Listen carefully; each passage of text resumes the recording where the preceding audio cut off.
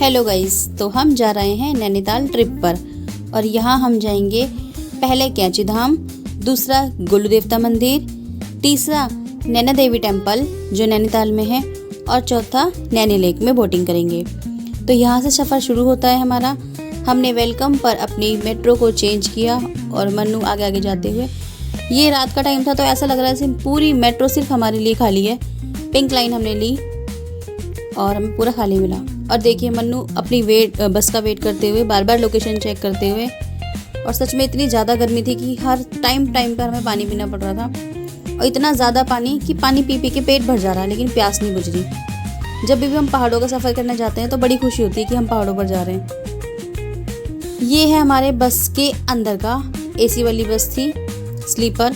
तो इसमें थोड़ी राहत थी कि चलो ठीक है, हम गर्मी से तो बचे और हम हल्द्वानी पहुंचेंगे। तो ये पहली बस थी हमारी दिल्ली से हल्द्वानी, स्लीपर बस ली थी हमने, एसी वाली। तो सुबह हम पहुंच गए हल्द्वानी। ये है हल्द्वानी में। तो पहली बस थी हमारी दिल्ली से हल्द्वानी। और अब हम कैंची धाम के लिए दूसरी बस को चेंज करेंगे। तो हमारी बस ने हमें हल्द्वानी ड्रॉप कर दिया।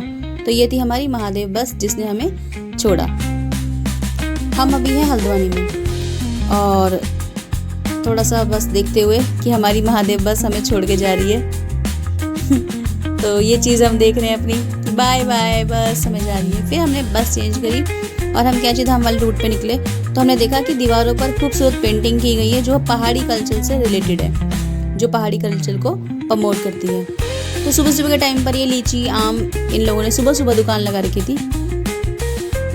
ये हल्द्वानी बस स्टैंड के पास लगाते हैं जहाँ से हमने अपनी बस चेंज की थी, जिसको हम हल्द्वानी रोडवेज भी बोलते हैं। तो यहाँ से आपको बस चेंज करनी है और दूसरी बस लेनी है आपको कैंची धाम के लिए। बहुत सारी बस मिल जाएगी, सब बोलते हैं कि कैंची धाम कैंची धाम।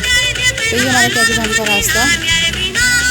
हमने खूबसूरत नज़ारों को देखते हुए पहुँच गए हम श्री कैंची धाम, जो बाबा नीम करौली को समर्पित है। तो ये है कैंची धाम जो बाबा नीम करौली को समर्पित है। पहाड़ों की वादियों के बीच कैंची धाम बसा हुआ है। देखिए, अगर हम कैंची धाम जाते हैं तो हमें पहाड़ों की चढ़ाई नहीं करनी पड़ती। हमें सिर्फ बस से नीचे उतरना है और पैदल पैदल आना है। ना तो हमें ऊपर जाना है और ना ही हमें नीचे जाना है। जितना ऊंचाई और नीचाई होता है वो सिर्फ बस में ही होता है। तो हमने दर्शन कर लिए थे अच्छे से, बाहर आए। हमने सोचा शिकंजी पीते हैं क्योंकि बहुत गर्मी थी। तो ये बड़े नींबू है, ये पहाड़ी नींबू होते हैं जो सिर्फ पहाड़ों में ही मिलते हैं। यहाँ पर तो दिल्ली में और शहरों में मिलना थोड़ा मुश्किल हो जाता है। हमने सोडे वाली शिकंजी पी और ये शिकंजी कुछ इस तरीके की दिख रही थी, अच्छी थी, चटपटी मीठी खट्टी। फिर यहाँ पर एक फ़ोटो क्लिक की जो कैंची धाम बाबा के साथ। फिर हम निकल गए अपनी नेक्स्ट डेस्टिनेशन पर, वो है गोलू देवता मंदिर। तो गोलू देवता मंदिर को ये रास्ता जाता है। इस रास्ते पे हम आनंद लेते हुए निकले। गोलू देवता को न्याय के देवता भी कहा जाता है। और हम पहुंच चुके हैं गोलू देवता मंदिर। गोलू देवता मंदिर की जो पहचान है वो घंटियां हैं, क्योंकि इस मंदिर में इतनी सारी घंटियां हैं। हर जगह आपको छोटी बड़ी हर तरीके की घंटियां मिलेंगी। और घंटियां इस बात का सबूत है कि जिन भक्तों की मनोकामना पूरी होती है वो घंटी बांध कर जाते हैं। क्योंकि गोलू देवता को न्याय के देवता भी कहा जाता है। कहते हैं जिन भक्तों के मन में कोई मुराद है वो पूरी नहीं हो रही या कोई अपनी समस्या है तो आप उसको एक चिट्ठी में लिखो और चिट्ठी भगवान को समर्पित करो। तो देखिए ये घंटी कितनी पुरानी है, छोटी बड़ी कितनी सारी घंटियां बंधी हुई हैं। तो ये है कुल देवता के मंदिर में घंटियां। ये मन्नू दिखाते हुए घंटियों को।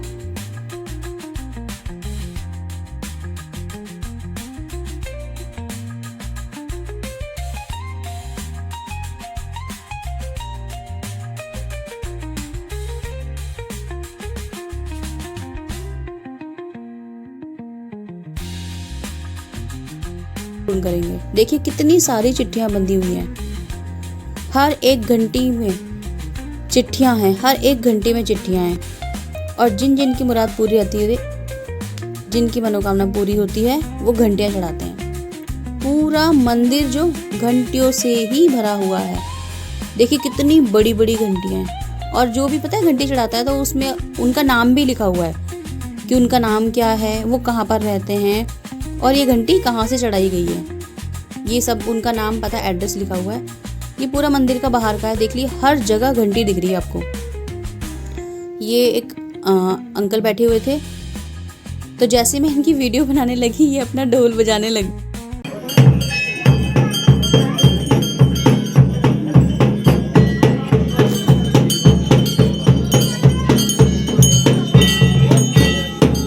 बस इतना ही बजाया इन्होंने।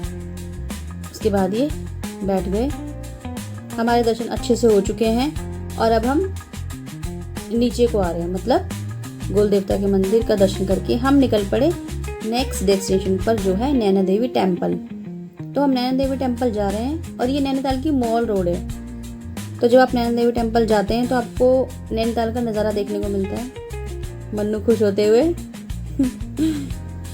तो देखिए इसमें बोटिंग भी होती है। तो हम नैना देवी टेम्पल जा ही रहे थे, फिर हमने सोचा रास्ते में बोटिंग भी कर लेते हैं। फिर हमने आगे जाके डिसाइड किया कि ऐसे करते हैं, पहले बोटिंग कर लेते हैं, उसके बाद मंदिर जाएंगे। तो हम बोटिंग करने आ गए। अब हम बोटिंग कर रहे हैं और मन्नू टाइम का, कितना चक्कर है आपका, क्या है, ये सब डिस्कशन करते हुए नाव वाले भैया के साथ।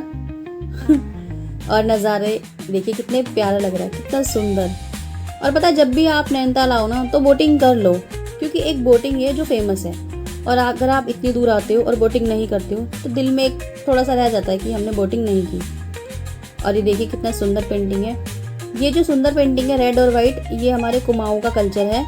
इसे ऐपण भी बोलते हैं, जो दीवारों पे बनाई गई थी। अब हम मंदिर की तरफ जा रहे हैं।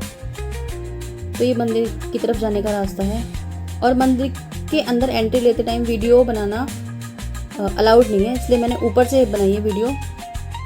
तो ये ऊपर का है। यहाँ पर मन्नू फिर एक बार अपनी हीरोपंती दिखाते हुए। फिर मैंने वहाँ से ना बहुत पास दिखती है, अगल बगल में है नैनी लेक और नैना देवी टेम्पल। तो ये नीचे का है। मन्नू ने पहली बजाई, दूसरी बजाई और तीसरी घंटी बजाई और ये इतना ज़्यादा खुश है, ये देखिए खुशी साफ दिखाई दे रही है। तो यहाँ पर नैना देवी टेम्पल के बाहर मार्केट लगती है, जहाँ पर वाइट कलर का कलेक्शन था और ये कलेक्शन बहुत ही ज़्यादा प्यारा था। तो ये थी हमारी 4 डेस्टिनेशन जो हमने कवर की। So thank you so much for watching.